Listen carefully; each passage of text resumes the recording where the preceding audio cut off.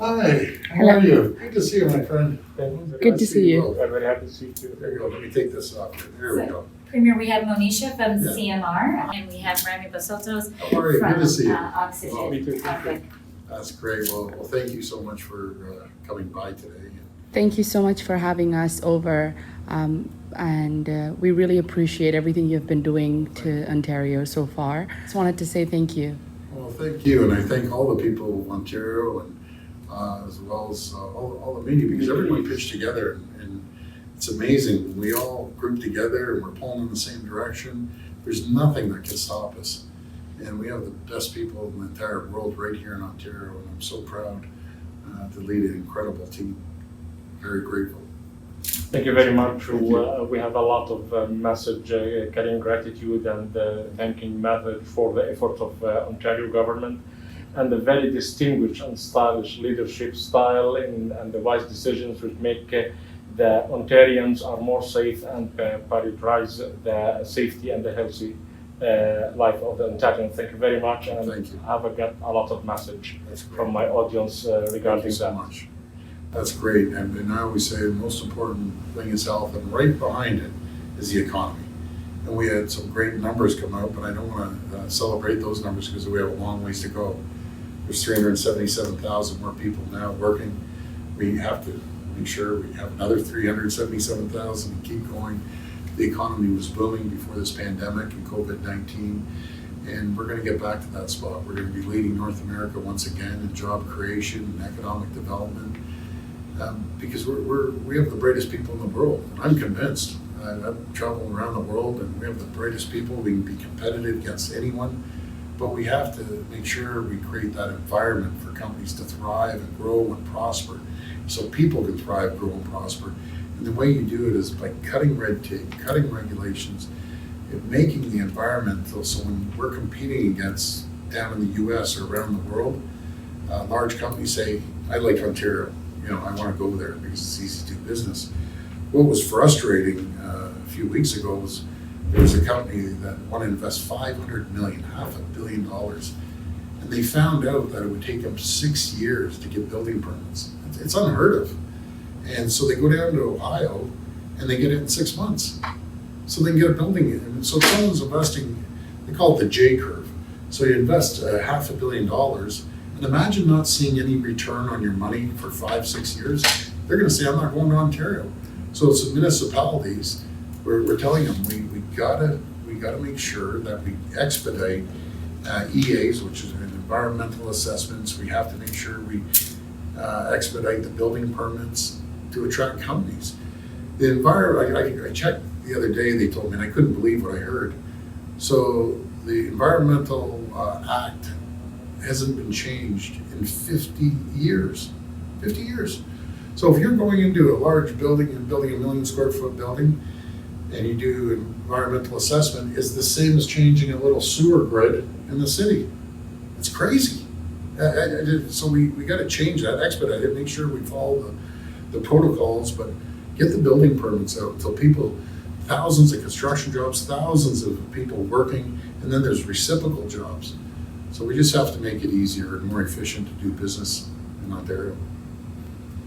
Okay, we can start with questions. Go ahead, Monisha. In the event, the Minister of Education is someone that's comes from an elite background.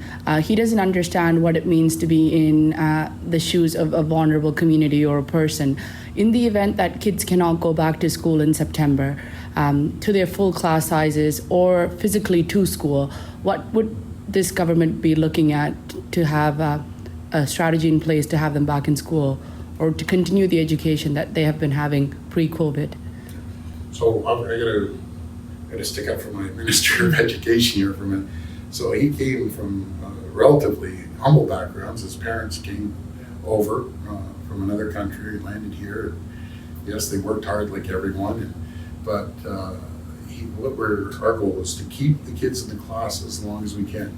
So we've asked all school jurisdictions, boards to come up with a plan and give them the opportunity to be independent. Because what is good way up in North Bay, Thunder Bay, and Kenora is not the same as what we see here in Peel region or Toronto or York region. So it's a little different. And our goal is to make sure that we get the kids in the classroom 5 days a week. They came to me the other day and said, well, one board's recommending Monday, Tuesday, they clean Wednesday, and Thursday, Friday, the kids go in school. And I said, why can't we go to school all 5 days and the people come in and clean at nighttime? Why take, precious classroom time to clean during the day when we can clean at nighttime? So just simple things like that. But we'll get through it, and the kids will be back in class. God willing, we don't get a second wave. And we want to make sure that the health and safety of the kids are number one priority. But we'll get through it, and the kids will start running. And he's made some fundamental changes that haven't been changed in 15 years. The same system, as simple as making sure that the kids go there and find out about financial literacy. When they get into the real world, they have to know how to keep track of their finances.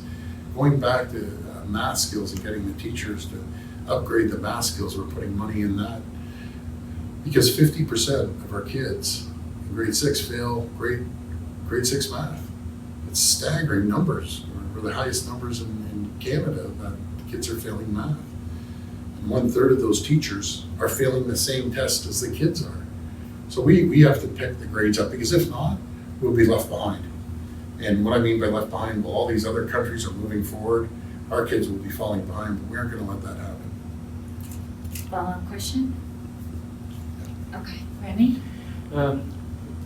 Mr. Premier, you just spoke about the second wave, many discussion about the second wave for COVID-19. We know that there are a lot of preparations for the education and the health sectors, but a lot of concerns about the economic situation for Ontario when a second wave happened, God forbid. So what is the plan of government of Ontario economically for a second wave if it happens, God forbid? So we're 10 times better off than we were when we first got hit with this. The hospitals are better equipped. We have 10,000 ventilators, which we didn't have next to none before. We have the teams ready as well, and the companies are ready. So everyone's more equipped than we were before, and we just have to continue moving the economy forward.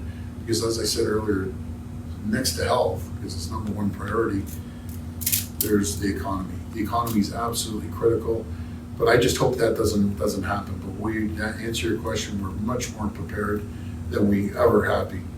We have the expertise, now we have the knowledge now, and let's just pray that the pharmaceutical companies come up with a vaccine very, very quickly. It's critical.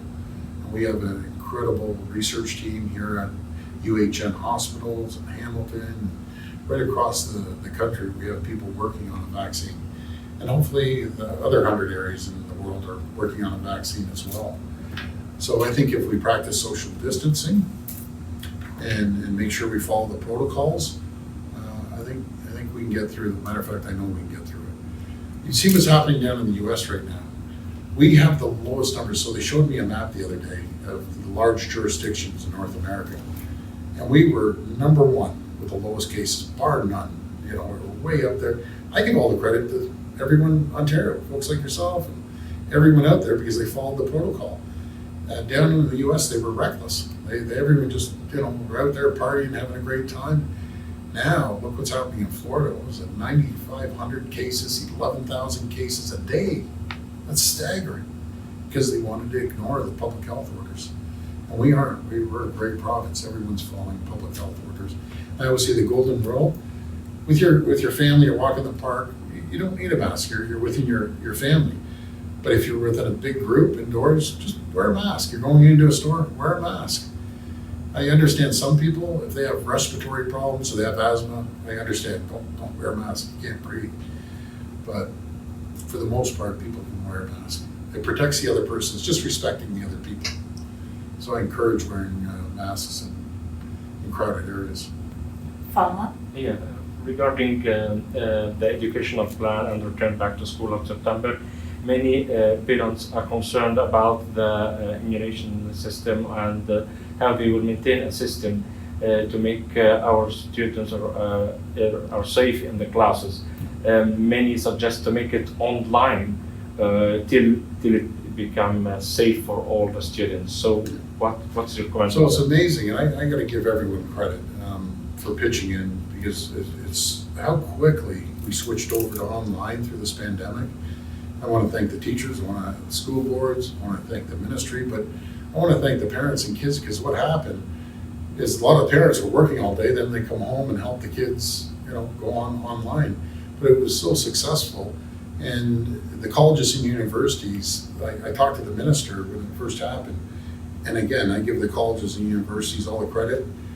Within 2 weeks, they had the online courses up and going. 100,000 students went through it.